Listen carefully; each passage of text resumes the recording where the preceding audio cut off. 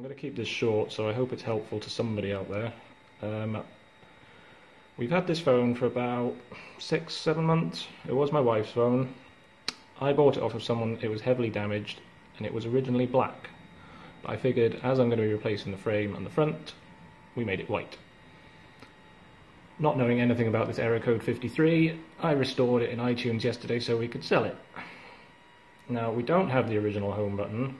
That black one there is just the one I had lying around from another iPhone, which is in for repair. I tried restoring it with that black one in it. I tried restoring it with this white one in it. I've tried it with different cables.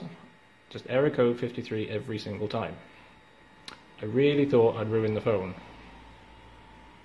So I did a lot of trawling on the internet and found that people are convinced that the Touch ID is linked to the motherboard.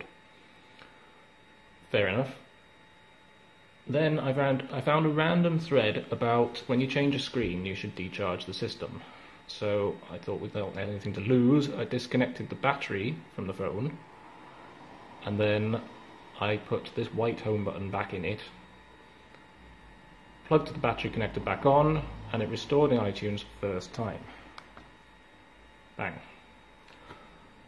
Once I was going through the setup process and it asked me if I wanted to set up the Touch ID, it instantly said failed. So I wasn't overly bothered about that because at least we got a working phone again.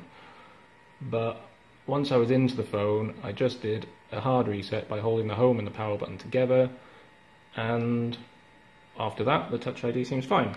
So this isn't its original Touch ID. As I said before, this used to be a black phone, but as you can see, it's recognizing it and working. The only thing I can think, everybody's convinced on the internet that the Touch ID is linked to the motherboard somehow.